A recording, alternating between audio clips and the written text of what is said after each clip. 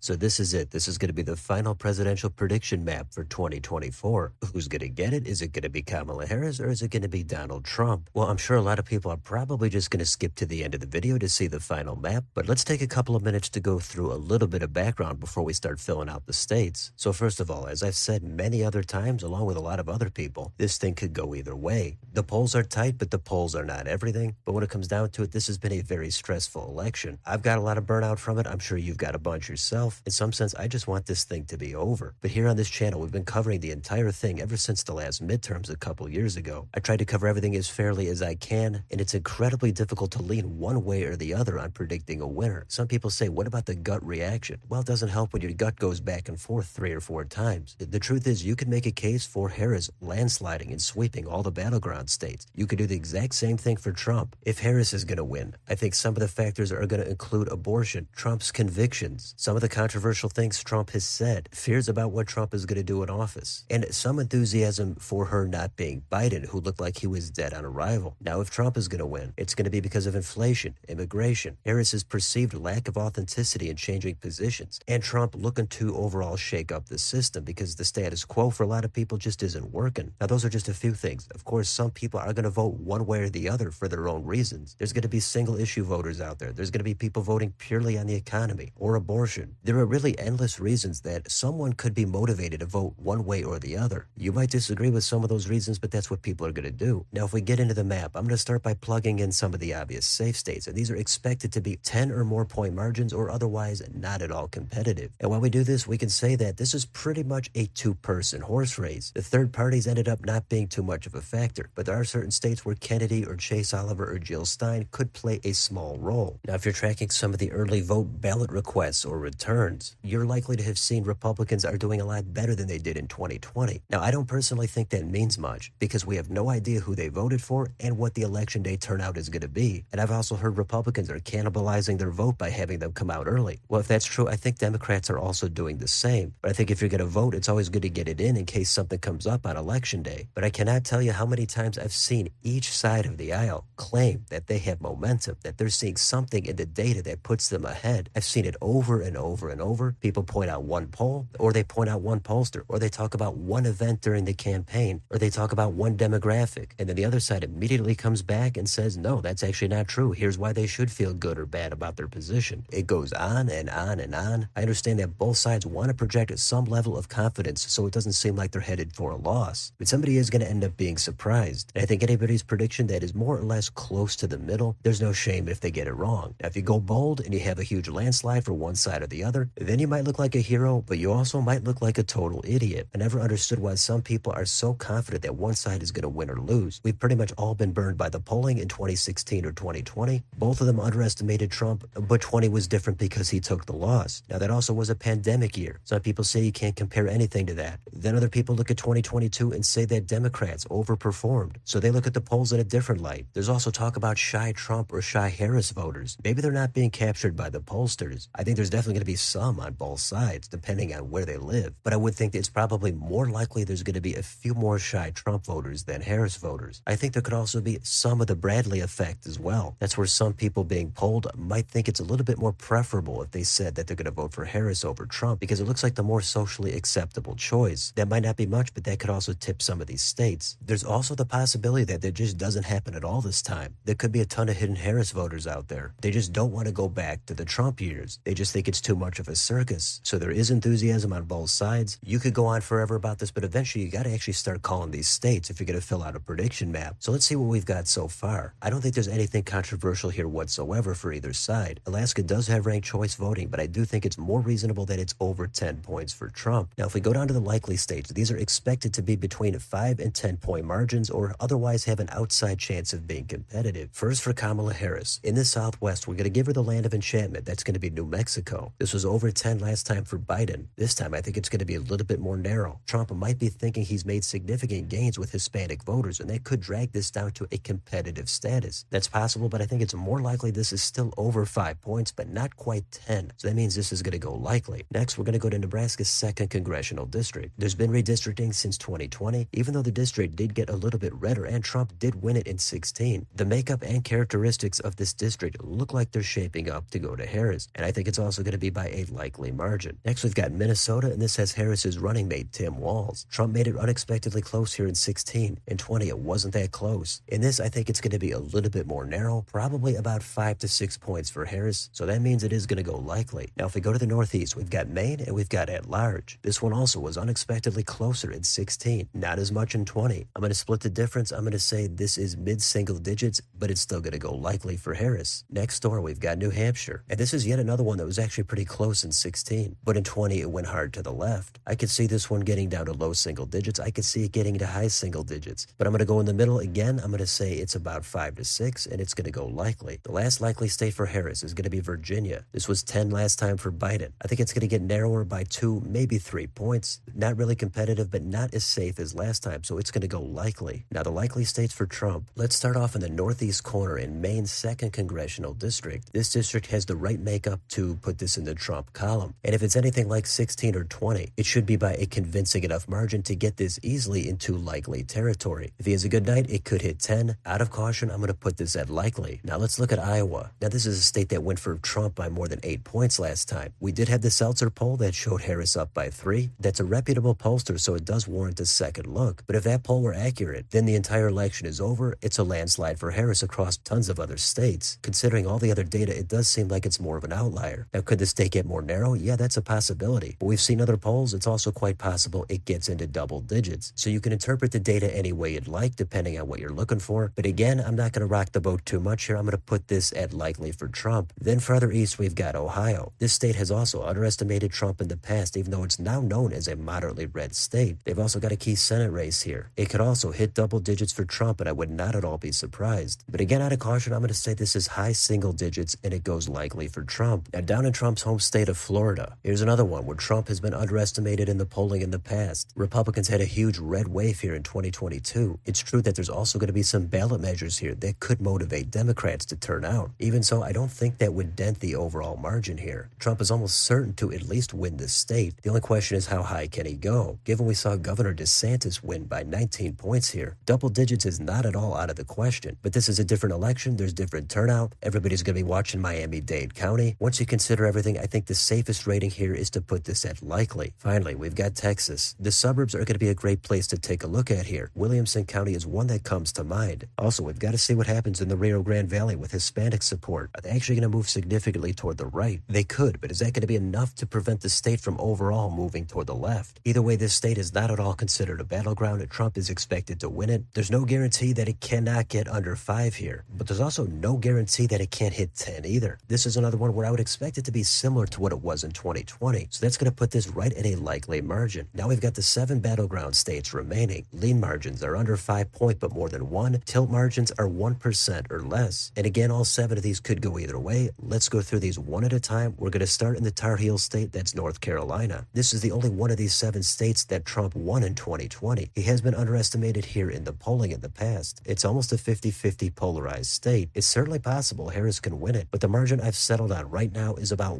1.5 points. Maybe it dips down a little bit more than that. Maybe it gets up to 2 or 3, but that is going to put this at leans for Trump. Next, in Georgia, everybody's going to be watching Atlanta and the suburbs as their votes come in. And after Biden narrowly flipped it in 2020, Trump is hoping to defy some of those suburban Atlanta trends. Most of the polling has slightly favored Trump at this point, but Harris is in this thing if they're overestimating Trump by just 1.5 points. Ever since the Republicans lost a couple of key Senate races here, it seems like on the pivotal races they come up short. So it's a tough call. I do think Trump is slightly favored here. He could end up winning it by 3 or 4 if he has a good night, but for right now I ended up settling on about a 1-point margin. So that's going to put this just at a tilt for Trump. Then we can continue into the Southwest and look at Arizona. Here immigration is a huge topic, and we also know the Trump brand has not worked well in the Maricopa County Phoenix suburbs. This is a state that likes the more establishment McCain type of Republicans, but given the most important issues that do tend to favor Trump, that is at least going to make him highly competitive here, if not the small favorite. So it's anybody's best guess as to who's going to win Maricopa, as it has a ton of the population, but it's likely whoever wins that county is going to win the state. After you consider everything, I think it's going to go about 1.5 points, maybe even 2.5 for Trump. Who knows, if he has a great night, maybe it even hits 3 or 4. But all that is enough to give this to him with a lean rating. The next state we've got is going to be the Silver State, Nevada. This is a state that hasn't gone red since 2004. Republicans are hoping that the trends of this state continue toward the right and they're able to flip it this time. Most of the population politician lives in Clark County. Trump does not have to win it to flip the state, but also in the Northwest in Washoe County, Harris is hoping to run up her totals. The rural counties are going to go super red for Trump, and the early vote returns here have been pretty favorable for the Republicans so far. The Kansas state that voted for Biden last time by almost 2.5 moved far enough to the right to be able to flip. So trying to consider which way the independents are going to go, eventually I'm going to say the state is going to move toward the right, but it's going to be just